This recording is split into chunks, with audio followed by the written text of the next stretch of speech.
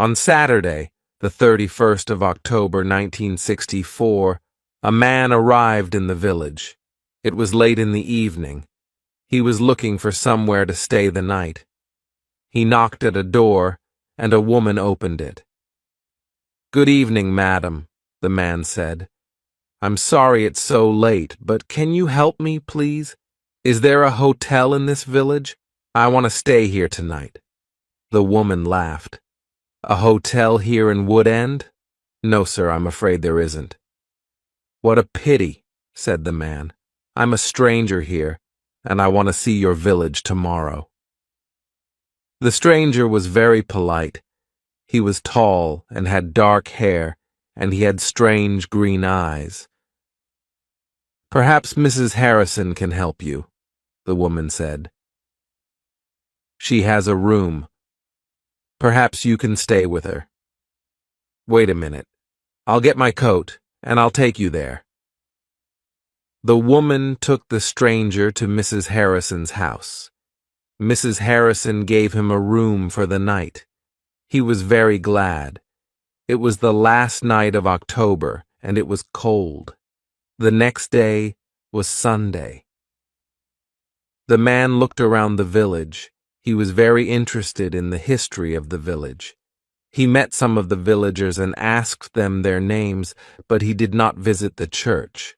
That was unusual. The church in Wood End was the most beautiful building in the village, but the stranger was not interested in it. He did not go to church that night with all the villagers. It was the first Sunday evening of November. When the villagers came out of the church, the man had gone. They had all liked him. The ladies had thought he was very good-looking. A few weeks later, he came back. It was the first Sunday in December. The villagers were coming out of church. It was cold and dark. "Hello," he said. "I'm back again. It's nice to see you all once more." His next words surprised everyone. "Perhaps you can help me," he said. "I'm looking for a house. I want to buy a house here." "Here?" someone said. "But why here? There's no work in Wood End for a young man. All the young people leave the village. They find work in Eney, the nearest town." "I'll get a job somewhere," the stranger said. "Perhaps in Eney." Then one of the villagers told him about old Mr. Smith's house. Mr. Smith had died in the summer. His house was empty. It was for sale. The house was on the corner of Main Street and Church Lane. "I'll ask about the house tomorrow," said the young man. "Perhaps I'll be lucky. Goodbye. I'll see you soon." The villagers watched him leave. They all saw his car. It was very big and luxurious. He looked rich. A few days later, Mr. Smith's house was sold, and in the middle of December, the young stranger arrived. He moved into the house and worked very hard. He fixed the roof. He repaired broken windows. He painted and decorated. He changed the whole house. But there was a big surprise for the villagers on the morning of Monday, the 21st of December. They saw a big sign on the front of the house, and on the sign were these words, "The Corner Shop. Proprietor, Dave Slayton." Chapter 2. The Village Meeting. The villagers could not believe it. A shop in Wood End. Everybody talked about it. There was once a shop in Wood End, but it had closed 20 years ago. Some people wanted the shop, but others did not. The villagers met in the evening in the village hall. Everybody was there. Everybody was interested in the new shop. "The corner shop is a good idea," someone said. "We need a village shop. We won't need to go to Eney then." Mrs. Harrison spoke. She liked the stranger, Dave Slayton. "I agree," she said. "A village shop is a good idea. It's too quiet here. Woodend needs a shop." "Nonsense," said Miss Brown, the village school teacher. "Ine is not far away. There are lots of shops there." Soon everybody was shouting. Then Mr. Hart spoke. He was a very big man with a loud voice. "Listen, everybody," he shouted. "We've never had trouble in this village before. We've always been quiet and happy. Now this shop is causing trouble. Let Mr. Slayton speak." Someone said, "It's his shop. Let him speak." "Ladies and gentlemen," said Dave Slayton, "I don't want to cause any trouble. I'm still a stranger in your village, but I want to be one of you. I want to be your friend. I like the people of Woodend."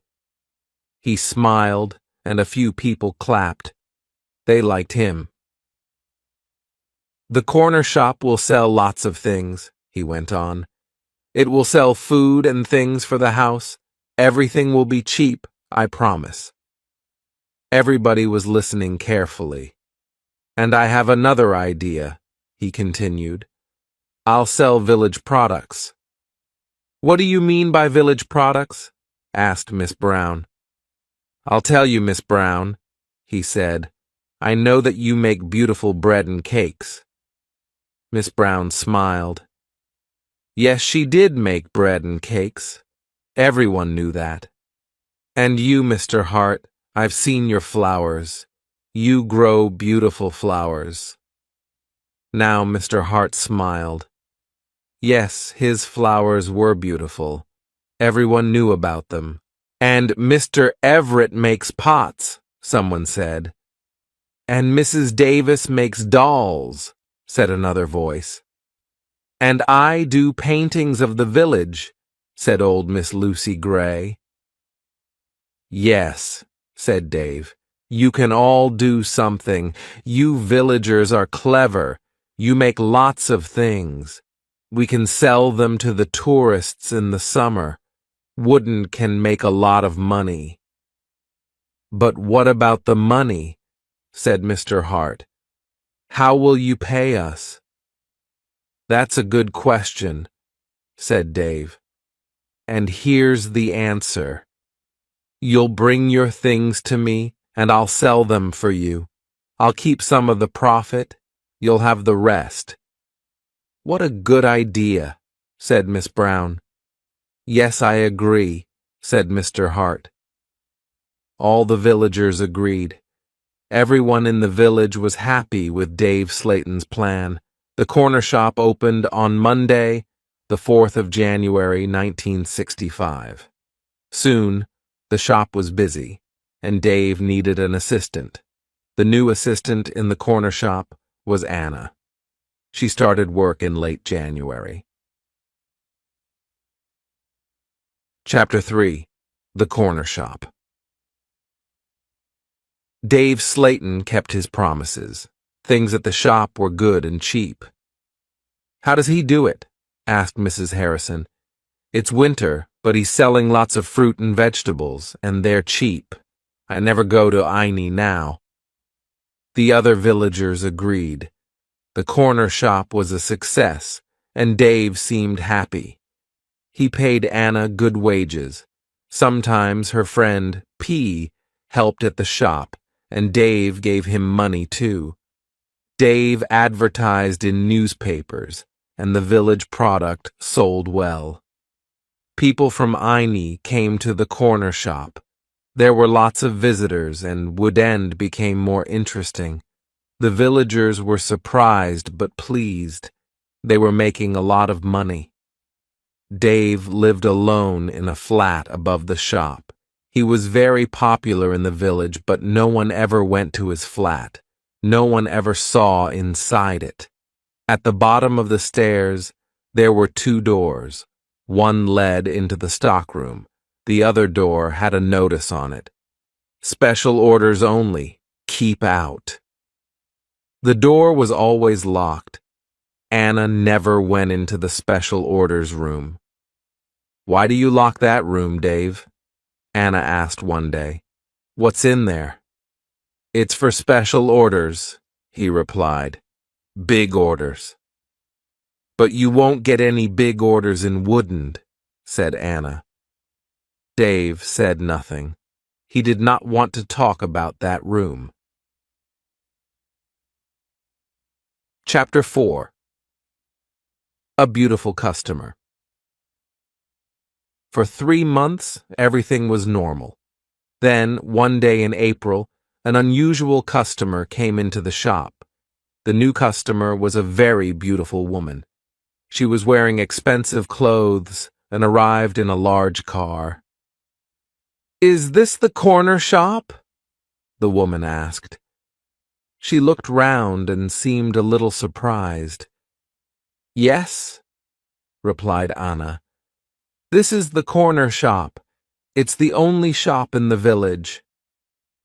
"I'm looking for Mr. Slayton, the owner of the shop," said the woman. "I think he's upstairs," said Anna. "I'll go and get him." "Does he know your name?" asked Dave from upstairs. "Miss Gordon is here," Anna shouted. "It's Greta Gordon, the film star." "I'm coming," he said, and he came down immediately. "I'm pleased to meet you, Miss Gordon," he said. "Good morning," said Greta Gordon. She and Dave shook hands. She had beautiful hands and was wearing beautiful diamond rings. Anna had never seen so many diamonds before. "Is this where you work, Mr. Slayton?" she asked. Once again she seemed nervous. "Yes," said Dave. "It's a small place, but it's big enough for me. Please follow me, Miss Gordon." Anna was surprised. Dave and Greta Gordon did not know each other. He did not call her Greta, and she did not call him Dave. He seemed to be in a hurry, and she seemed to be frightened. Anna watched them. Dave and Greta Gordon went to the back of the shop and into the special orders room. Greta Gordon was a special order customer. Anna thought that was very strange. She wanted to tell someone about Greta Gordon. Anna loved films. She wanted to tell Peter about the film star, but she had to stay in the shop. 10 minutes later, Greta Gordon came out of the special orders room. Dave went straight upstairs, and Greta Gordon came to the front of the shop. The film star looked terrible. She was pale. She was crying. Her eyes were red with tears. "What's wrong?" asked Anna. "Can I help you, Miss Gordon?" "No, thanks, I'm all right," said Greta Gordon. "Do you want to sit down?" said Anna. She got a chair, and the film star sat down. "Shall I get the doctor?" asked Anna. No, said Greta. "Please, tell no one about my visit here. Please tell no one." Anna was disappointed. She wanted to tell everyone about Greta Gordon. She wanted to tell everyone about her famous customer. "I want to give you something," said Greta Gordon. "Here's a photograph of me. I'll sign it." She signed the photograph and gave it to Anna. "Please keep this," said Greta. "And please keep our secret. Please don't tell anyone." "All right," said Anna. "I promise." The film star kissed Anna. She held Anna's hands. What a beautiful woman, thought Anna, and what beautiful hands. Then Anna noticed something. The diamond rings were gone. Chapter 5. A Page in Film News. Dave never talked about Greta Gordon. He never talked about her visit to the corner shop. One day, Anna asked him about the film star. "How do you know Greta Gordon?" said Anna. "Is she a friend of yours?" "I don't want to talk about her," Dave replied. "She was a special order customer. Don't ask any more questions about her, Anna." So Anna did not ask any more questions. She did not ask about Greta Gordon's special order, and she did not ask about the rings. Anna kept her promise. She never told anyone about the film star. Soon, it was spring. Anna and Dave were busy. Mr. Hart brought lots of flowers to the corner shop, and Anna sold them to the tourists. There were lots of tourists that year. In May, Peter asked Anna to marry him. She said yes. They became engaged. They planned to get married in the following year. Now they needed money, so they worked hard and they saved. They were very much in love. On Saturdays, Peter played football or cricket, and Anna often went to the cinema in Ine. He enjoyed sports, and she loved watching films. One day, Anna was reading Film News. This was a magazine about film stars. She turned the pages. There was a picture of Greta Gordon. Anna was pleased. What a surprise! The beautiful woman was going to be in a big film. And now Greta Gordon had the star part. Anna wanted to tell Peter about Greta, but she kept her promise. She did not tell anyone, but she did show Film News to Dave Slayton. "Look, Dave," she said, "here's a story about Greta Gordon. Isn't it great? She's got the big part in Beautiful Woman." Dave looked at the magazine. "Greta Gordon will star in Beautiful Woman," he read. "The star of Beautiful Woman was Joanna Lee, but Miss Lee has broken her arm." "I don't know what happened," said Miss Lee. "I was in my bedroom. I slipped and fell." Greta Gordon will now be the star of Beautiful Woman. "I'm so lucky," Greta told us yesterday. "I've always wanted the part. I can't believe it." "I don't know anything about films," he said. "Is Greta Gordon a big star?" Anna laughed. "Big star? Yes, she is. She's terrific." Dave didn't seem interested. "I hope she's happy with her big part," was all he said. Chapter 6. A Quick Kid. Summer tourists were arriving in Wood End. The weather was beautiful, and the shop was doing well. But Anna was not very happy. She often thought about Greta Gordon's visit. Why had she come to see Dave? What had happened to the diamond rings on her fingers? There was another problem. Anna loved Peter, and she was going to marry him, but she liked Dave too. Dave was older, but she liked him. All the women liked him, but Anna was very close to him. All day in the daytime, Anna was with Dave. In the evening, she was with Peter. Anna was living two lives. One life was with Dave, the other life with Peter. Then one Friday, Dave surprised Anna. "What are you doing tomorrow?" he asked her. "Would you like to spend the day with me? We can go anywhere you like. We can go in my car." "I'm sorry, Dave," said Anna, "but Peter wouldn't like it." "Don't be silly," said Dave. "We won't go far. I'll close the shop at lunchtime, and we can go to Ine." Anna wanted to go with Dave, but she was worried about Peter. "Don't worry about Peter," said Dave. "He's always busy on Saturday." Anna thought for a moment. "All right," she said. "You take me to the best cinema and to the best restaurant. Then I'll come with you." "Of course," laughed Dave. "Anything you want, Anna." So the next afternoon, Dave and Anna went together to Ine. They had a good time. Dave bought Anna a new expensive dress. Then they went to a cinema, and afterwards to a restaurant. Peter played cricket that Saturday. He never knew about Anna's day with Dave. He was playing in another village and returned to Woodend very late.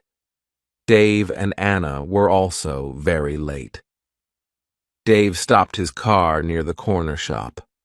The night was warm. "Thanks, Dave," said Anna. "It was a lovely day." "I enjoyed it too," said Dave. He put his arm around her shoulders and kissed her. It was a quick kiss, but for Anna, it was wonderful. Chapter 7. Another Special Order. The summer passed and the corner shop was always busy. Sometimes Dave opened the shop on Sundays too. Anna earned a lot of money. Everyone thought that she was happy, but life was difficult for her. She liked Dave. He was her boss and older than her. But Peter was her fiancé, and he was about the same age. Dave was quite rich, but Peter had no money. Dave bought Anna clothes and took her out. Peter did not buy her clothes and never took her anywhere. He was more interested in football. Anna did not like football. Now it was September. Peter played football every Saturday. One Saturday, there was a big football match on television. Mr. Hart had the biggest television in the village and invited some people to his house. He invited Peter and Anna. On Friday, the day before the match, Anna was working in the shop all day. At 5:00, she locked the shop door. 2 minutes later, the bell rang, and Anna went to the door. There was a young man outside carrying a small case. "Hello," she said. "Can I help you?" "I hope so," said the young man. "I want to see Mr. Slayton." "I'm afraid the shop is closed now," said Anna. "We're open tomorrow morning."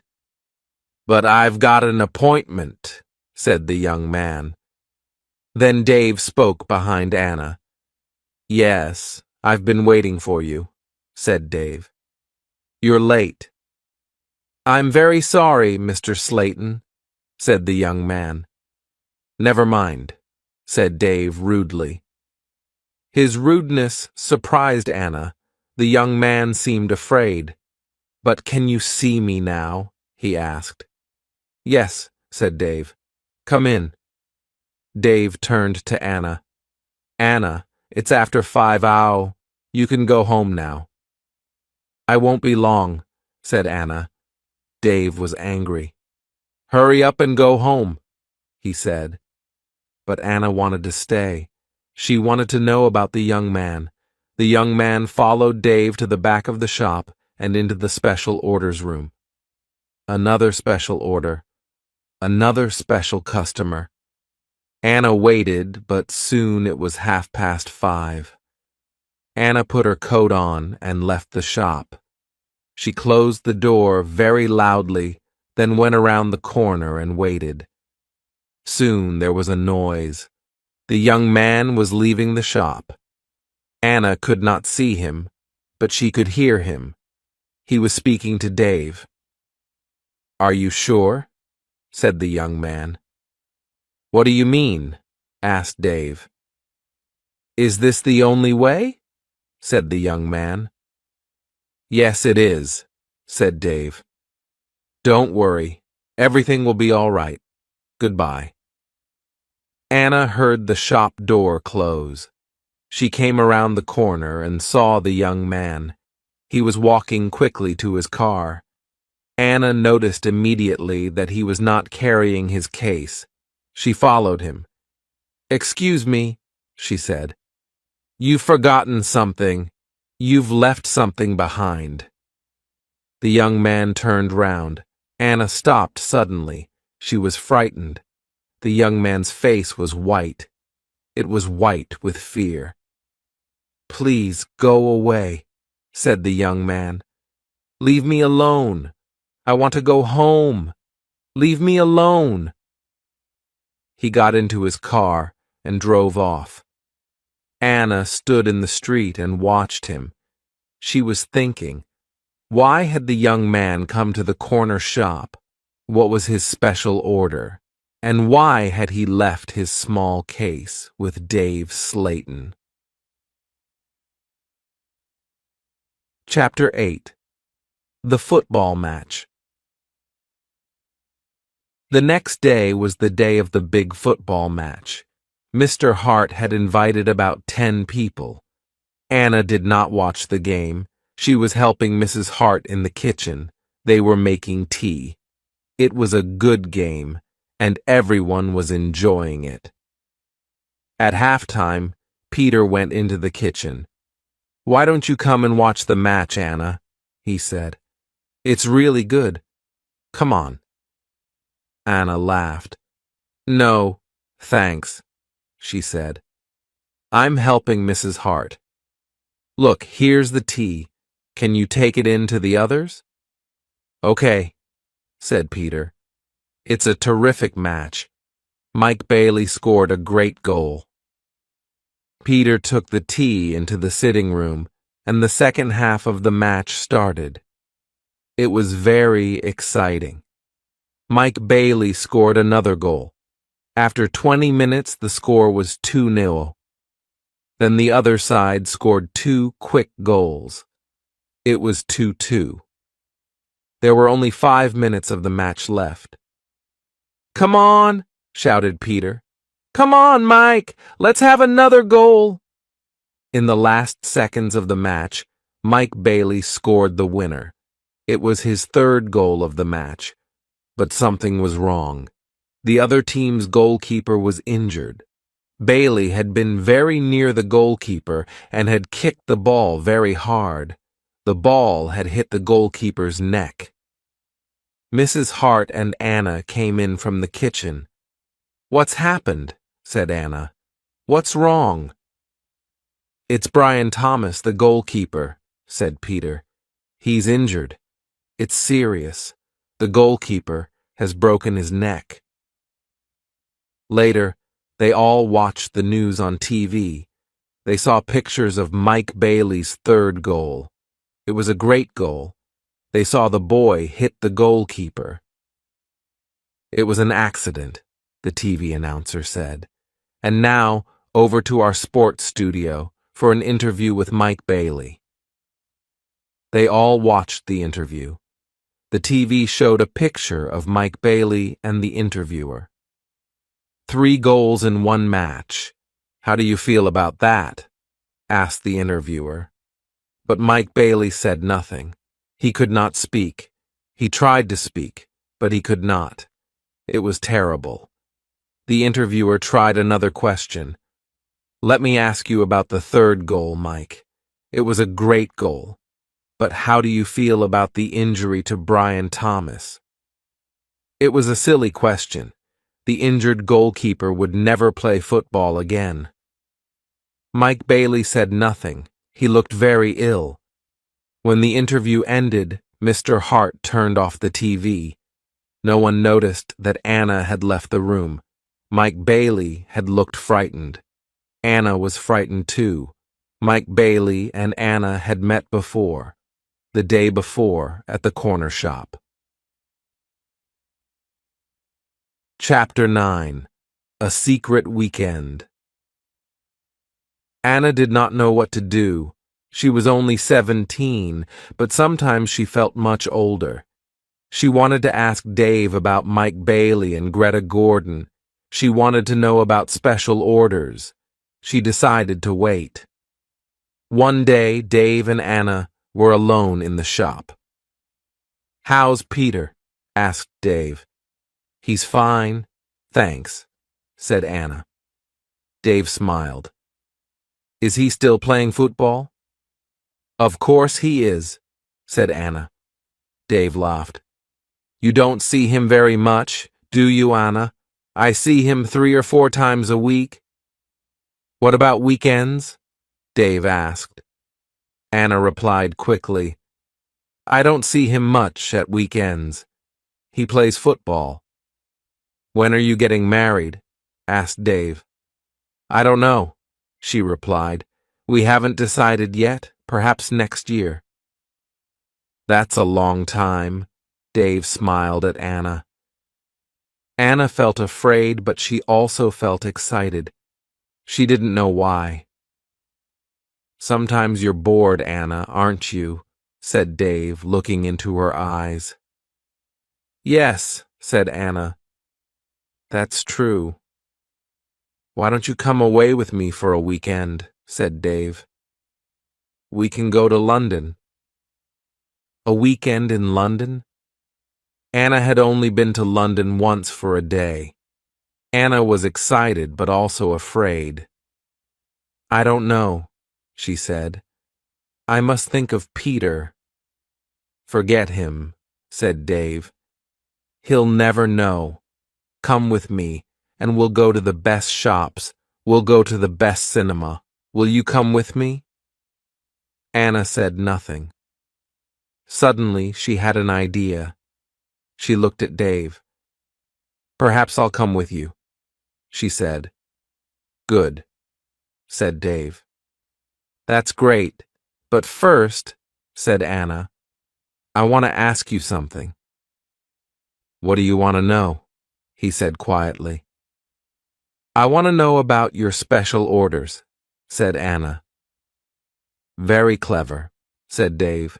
You're a village girl, but you're very clever, Anna. Village girls aren't stupid. Now tell me about your special orders. Then I'll come to London with you. Dave was angry. One question. You can ask me one question, he said quickly. Anna asked, Why do people come to see you? Dave thought about his answer. He spoke quietly. They come for help, he said. They need help. And I sell help to them. That's all. Anna didn't understand. What sort of help? She asked. One question, shouted Dave. I've answered your question, Anna, no more. She and Dave had made an agreement. Anna had asked her question. Dave had answered it. Dave had invited Anna to London for the weekend, and Anna went with him. Chapter 10. A Quarrel. Anna enjoyed the weekend. They arrived in London late on Friday evening and stayed at a big hotel. On Saturday, they went shopping, and in the evening, they went to a cinema. On Sunday, they went to a park. They came back to Woodend on Sunday evening. It was the last Sunday in September. On Monday, Anna went to the shop. It was not so busy now. Summer was over. Most of the customers were villagers. It was a cold autumn. On Monday evening, Peter came to see Anna. Hello, said Anna. Did you win on Saturday? No, said Peter. We didn't win, and I didn't play. Anna was surprised. You didn't play? Why not? What was wrong? I didn't feel very well on Saturday morning, said Peter. I stayed in Woodend. I was in the village all weekend. Anna's face was red. Her voice was quiet. Are you feeling better now? She asked. No, said Peter. And you know why? Anna tried to look surprised. Me? She said. Me, said Peter. You know what's wrong. It's you and Dave Slayton. What do you mean, me and Dave Slayton? Said Anna quickly. You went away with him on Friday evening, said Peter. Someone saw you in Dave's car. Anna tried to explain. Oh, it's nothing, she said. Dave and I went. Shut up, said Peter. I don't want to know, Anna. Don't talk about it. But Peter, said Anna. Peter didn't listen. I know he's got a lot of money, he said. He can take you to places. He's from a big city. I'm a poor village boy, Anna, But you must choose. You must choose between Dave and me. You can't have both of us." "I know that, Peter," said Anna, "and I don't want both of you. But listen, Peter, I want to tell you about Dave. There's something very strange about him." "Dave! Dave! Dave!" Peter shouted. "You talk about him all the time. I don't want to hear his name again." Peter turned around and walked out of the room. He left Anna's house. Now Anna was alone. She was very unhappy. She wanted to talk to Peter. She wanted to tell him about Dave. She wanted to tell him about Greta Gordon and about Mike Bailey. But Peter had left her. Chapter 11. Arthur Risman. It was October.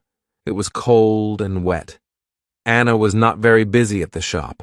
She was very unhappy. She was a different girl. She seemed older. She didn't go out much. She looked ill. Most of the villagers knew that Anna had quarreled with Peter. They also knew that she had been to London with Dave, but no one was able to help Anna. She did not talk to anyone. Before, she had been a happy, smiling girl. Now she was sad and lonely. She went to the shop every day. She was waiting for another special customer. Anna did not wait long. It was the middle of the month. Anna was alone in the shop. It was almost lunchtime. A middle-aged gentleman came in. He was a big man with a very large mustache. He was well dressed and was carrying a large briefcase. "Good morning, miss," he said politely.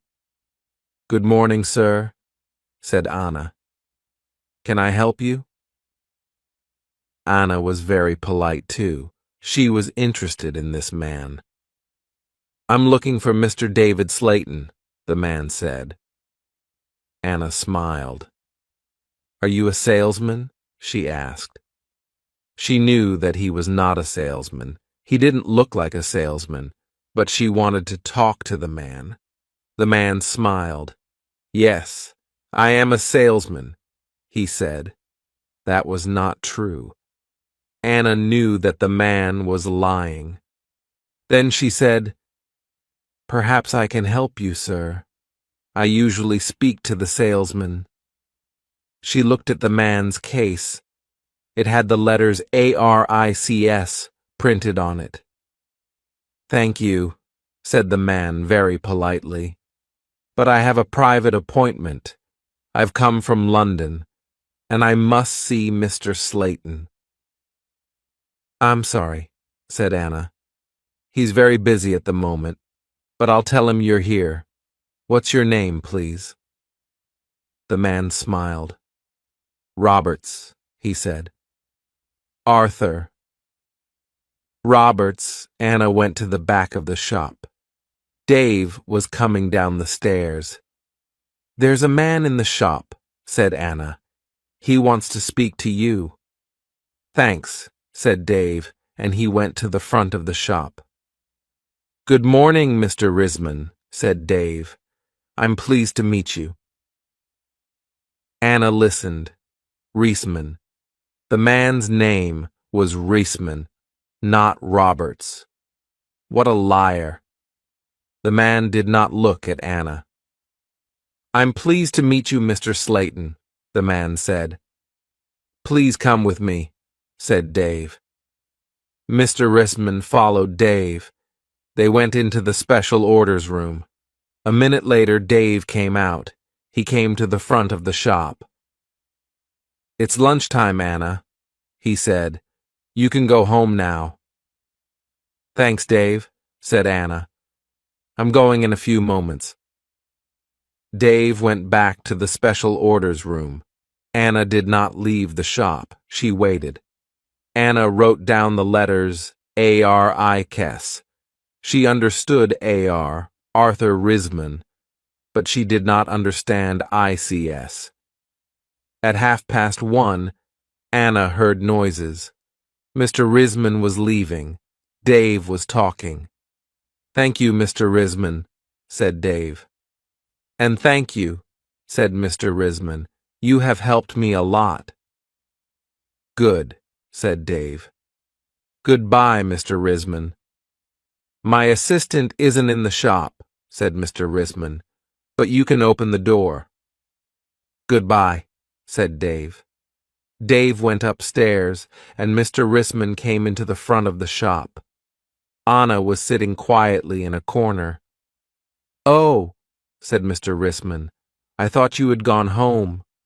"No," she said. "I decided to have lunch in the shop today." Anna and Mr. Risman looked at each other. They didn't like each other. There was silence. Anna spoke first. "Would you like to buy some bread, Mr. Roberts?" she said. "Risman," corrected Mr. Risman. "I'm so sorry," she said. "Would you like to buy some homemade bread, Mr. Risman? It looks delicious." Mr. Risman was very polite again. "Yes, I'll take some, please. My wife will love it." "Here you are," said Anna. She put the bread in a bag. "You can put it in your briefcase." "My briefcase?" said Mr. Risman. "I haven't got a briefcase." "I think you've forgotten it," she said. "I'll go and get it for you." Anna moved toward the back of the shop. Mr. Risman stepped in front of her. He held her wrists. He was very strong. "Listen to me," he said. "I don't want that briefcase. Leave it there. All right?" "Please let me go," said Anna. "You're hurting me." Mr. Risman let go of Anna and turned toward the door.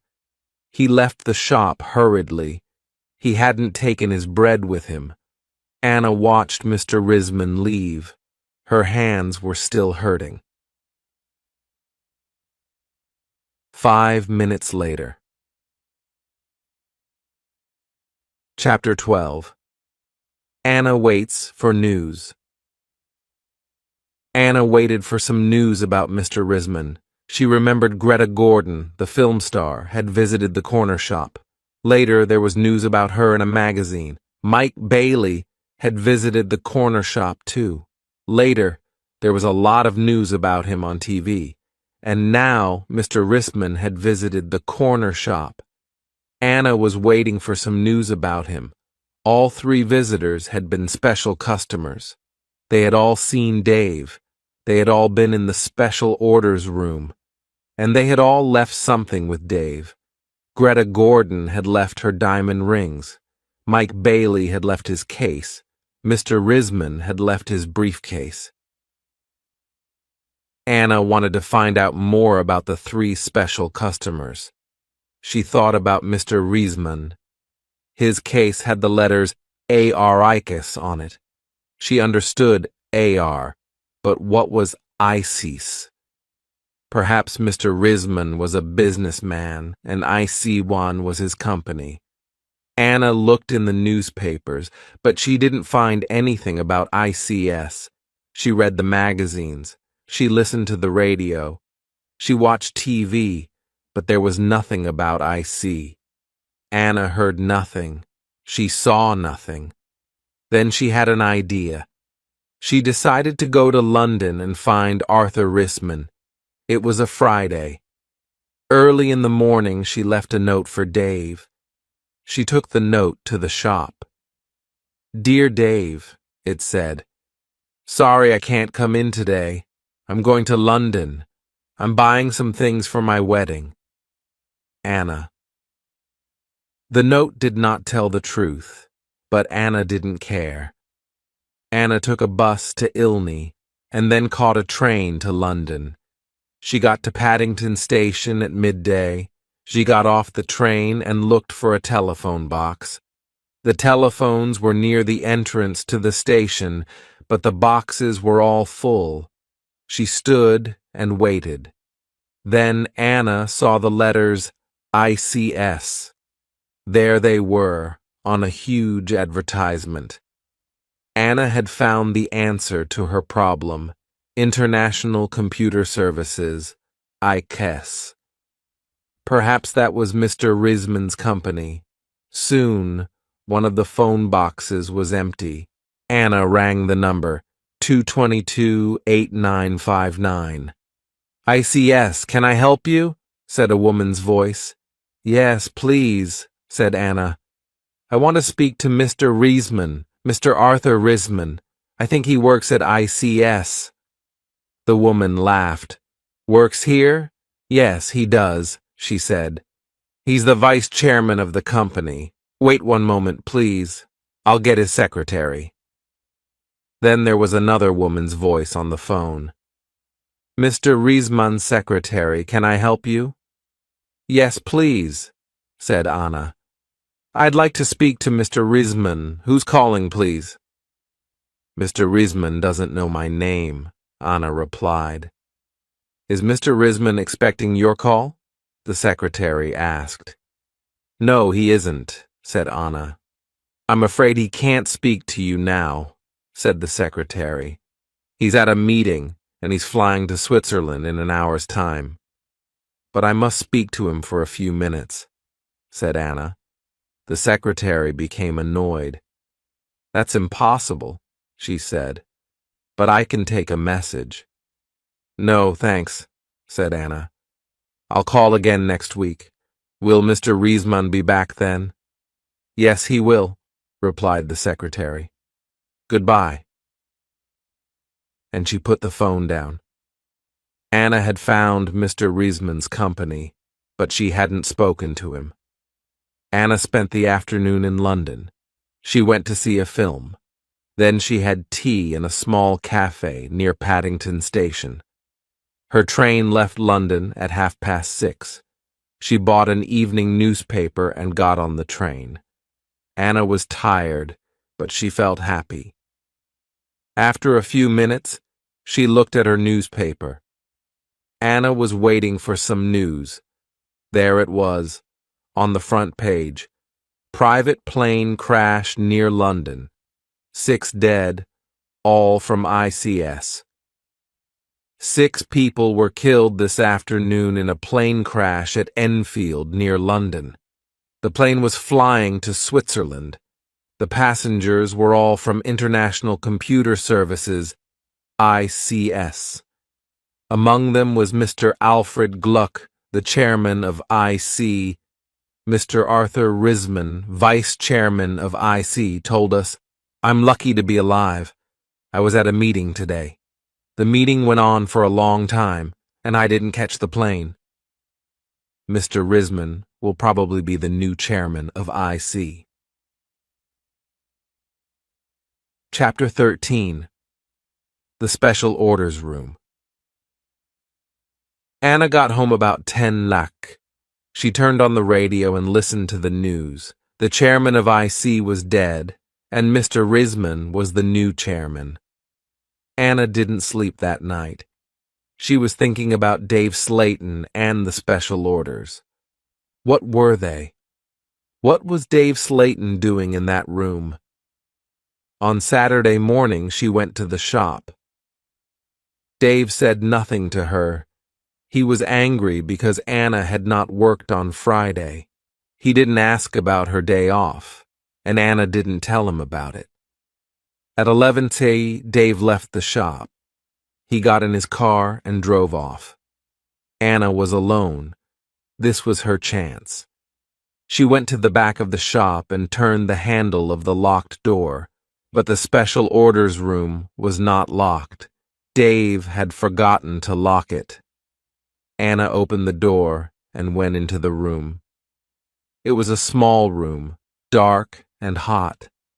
Anna turned on the light, but it was not a very strong light. She looked around the room. There was a small table, 2 old chairs, and a lot of boxes. That was all. Special orders. There were no order books, no papers, no pencils. Anna walked around the table. It was difficult because there were a lot of boxes on the floor. Anna opened one of the boxes and looked inside. She found some old magazines and newspapers. Underneath, there were some dirty old clothes, but underneath the clothes, she discovered some money. Lots of money. British money, French money, American, German. There was money from all over the world. Anna was amazed. She had never seen so much money before. She looked round again and found Mike Bailey's case. It was empty. Then she found Arthur Risman's briefcase. That was empty too. Then Anna looked into a bigger box. Inside, there were some dolls with broken arms and legs. One of the dolls was very beautiful, but it had a broken arm. Anna put it on the table. Then Anna found a book about football. Inside, there were some pictures of footballers, but the pictures were all torn. Anna put the book on the table. Anna looked into the box again and found some little cars. Most of them were broken. She found a small model aeroplane.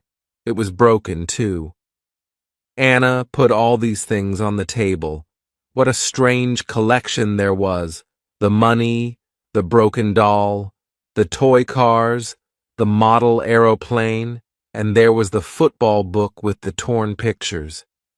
Anna looked at the things on the table. What were they for? Why did Dave Slayton keep them in this locked room? Suddenly, Anna jumped. There was a noise behind her. Someone was standing at the door. Chapter 14. The Special Customers. "What about the diamond rings?" said a voice. It was Dave Slayton. He was laughing.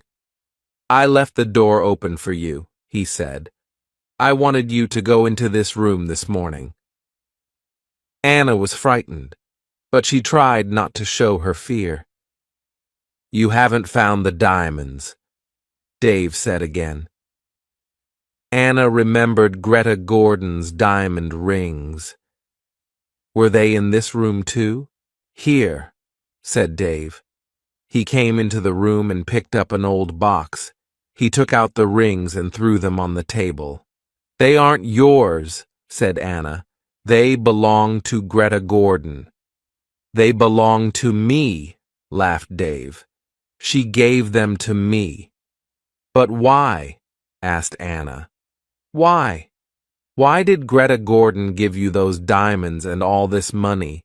Who gave you the money?" "My special customers," said Dave. "My special customers gave me the money. It's mine now." "Mike Bailey and Mr. Risman gave you all this money?" asked Anna. "Yes," said Dave. "You have seen some of my special customers. Not all of them." "But why do they come?" Anna asked again. "These people come to me for help," replied Dave Slayton. "I help them, and they pay me." "But how do you help them?" asked Anna. Dave Slayton picked up the beautiful doll with the broken arm. "Do you remember Joanna Lee?" he asked Anna. Anna thought for a moment.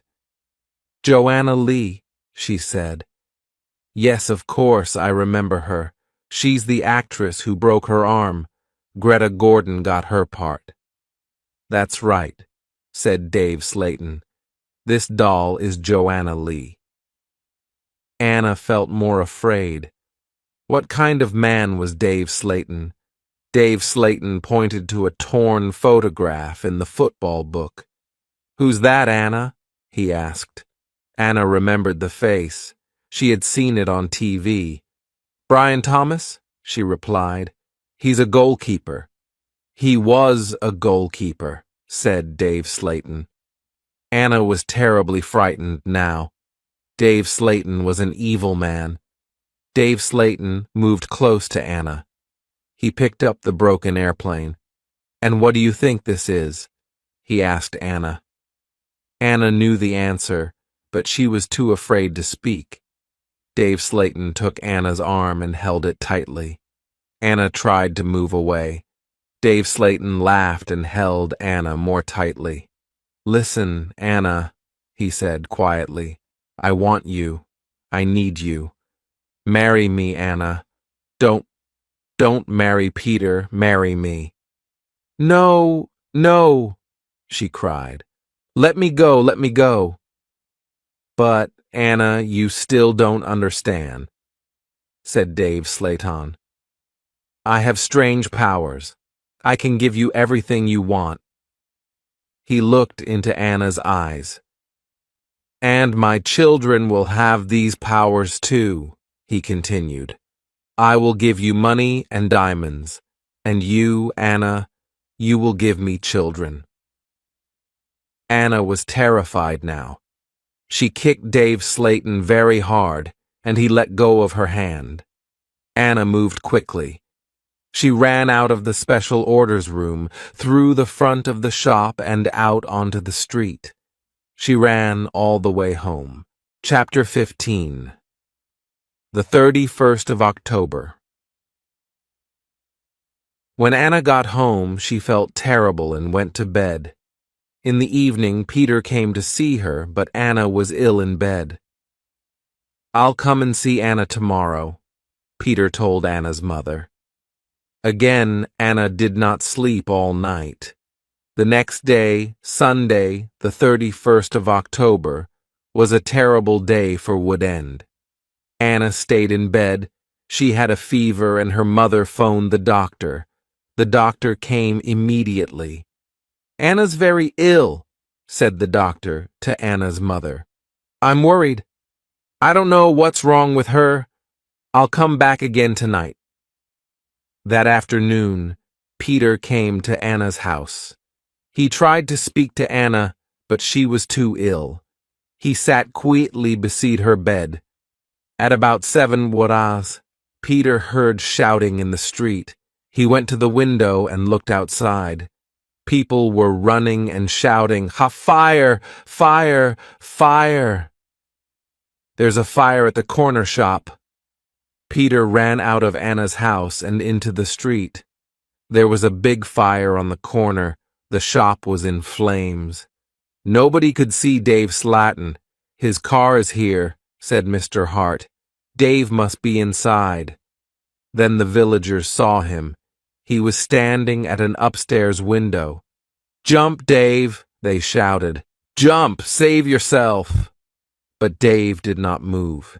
He was standing at the window and he was laughing. Some of the women in the street started screaming. Mr. Hart tried to run into the shop, but the others pulled him back. Flames were leaping up from the shop. The flames reached Dave Slayton. The villagers saw that he was still laughing. That was the last time they saw him. The flames hid him completely. No one was able to save him, and no one ever saw him again.